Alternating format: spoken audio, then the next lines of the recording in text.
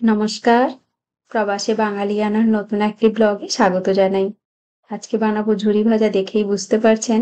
এটা আমি কালীপুজোর সময় বানিয়েছিলাম, তখন আর পোস্ট করা হয়নি, আজকে পোস্ট করছি ভিডিওটা। প্রথমে আমি তেলটা গরম করতে বসিয়ে দিলাম, একদম সিমে রেখেছি।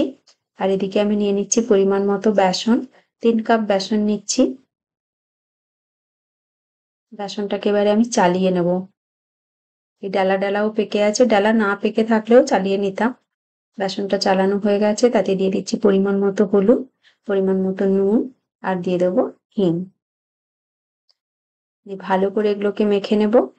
লঙ্কা গুঁড়ো দেওয়া যেত, লঙ্কা গুঁড়ো আমি দিলাম না, কারণ আমি একটু পাতলা ঝুরি বানাবো। পাতলা ঝুরিটা বানাতে গেলে লঙ্কা গুঁড়ো দিলে অনেক সময় আটকে যায় ফুটোতে, ঠিক মতো বেরোয় না, তাই জন্য লঙ্কা গুঁড়ো দিলাম না। মোটা ঝুরিটা বানালে তাতে কিন্তু দেওয়া যায় লঙ্কা গুঁড়ো, টেস্টিও হয়, খেতে ভালো লাগে। তবে আজকে আমি পাতলাটাই বানাচ্ছি। আর 1 কাপ জল নিয়েছিলাম, একটু একটু করে জল দিলাম। আর বেসনটাতে মিক্স করছি, মানে করেছি সুন্দর করে। একসাথে পুরো জল দিয়ে দিলে বেসনটা আবার ডেলা পেকে যায়।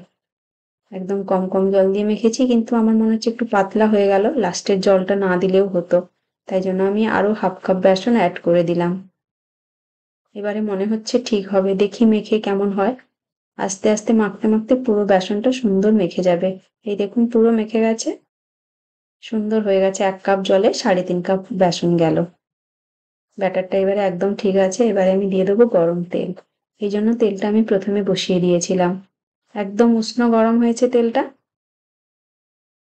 তেলটা দিলে ঝুরি ভাজাটাও একদম মুচমুচে হবে, আর গ্লেজটাও খুব ভালো আসে।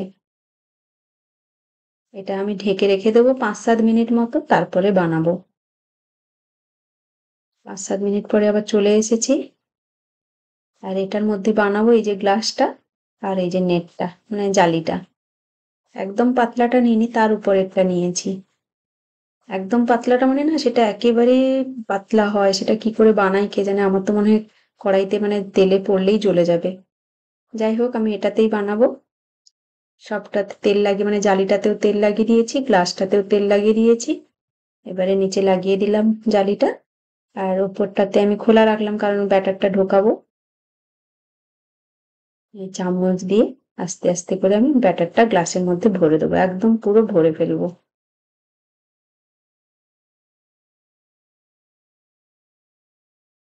আর একদিন মোটাটা বানাবো, আজকে পাতলাটা বানাচ্ছি। মোটাটা মানে একটু মশলা দিয়ে আর কি, লঙ্কা গুঁড়ো টুড়ো দিয়ে বানাবো।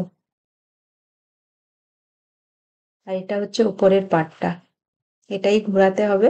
এখন আমি লাগিয়ে দিচ্ছি, লাগানো হয়ে গেছে। এদিকে তেলও আমার সুন্দর গরম হয়ে গেছে।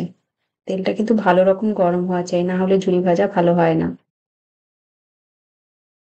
এই যে দেখুন কি সুন্দর লাগে দেখতে। আমার এই, মানে এই সময়টা দেখতে এত ভালো লাগে কড়াইতে, একদম পুরো ভর্তি হয়ে যায়, আর কি সুন্দর লাগে দেখুন, দারুণ লাগে দেখতে। আর ভাজতে কিন্তু বেশি সময় লাগে না, যেহেতু ফার্স্ট হিটে ভাজা হয়, তাড়াতাড়ি হয়ে যায়, ক্রিস্পিও হয়ে যায় একেবারে। একটু উল্টে পাল্টে এদিক ওদিক নিয়ে নেবো। আর দেখুন ওই যে তেলের ফেনাগুলো উঠছিল, সেগুলো বন্ধ হয়ে গেছে, মানে ভাজা হয়ে গেছে একেবারে। এই যে ভাজা হয়ে গেছে, এবারে আমি নিয়ে নিলাম। তারপরে আবারও একটা বসিয়ে দিচ্ছি। খুব ফাস্ট হয়ে যায়, বানাতে বেশি সময় লাগে না। এই যে আরো একটা হয়ে গেল। এইভাবে আমি সব ঝুরি ভাজাগুলো বানিয়ে নেবো, একেবারে ইজি। আপনারাও বাড়িতে বানিয়ে খান এইভাবে। কিনে খাওয়ার থেকে বাড়িতে বানিয়ে খাওয়া কিন্তু অনেক হেলদি আমার মনে হয়। আপনারাও বাড়িতে বানিয়ে অবশ্যই খান, খালি মেশিনটা কিনতে হয়, মেশিনটা থাকলে তো আর কোনো চিন্তাই নেই। দেখুন কি সুন্দর আমার কতগুলো ভাজা হয়ে গেছে। এই ছিল আমার আজকের ব্লগ বা রেসিপি, যাই বলতে পারেন। আপনাদের যদি ভালো লেগে থাকে অবশ্যই লাইক করবেন, কমেন্ট করে জানাবেন কেমন হয়েছে। প্লিজ সাবস্ক্রাইব করে আমার পাশে থাকবেন। আর যদি ফেসবুক থেকে দেখেন অবশ্যই ফলো করবেন, এই নামেই আছে, প্রবাসে বাঙালিয়ানা।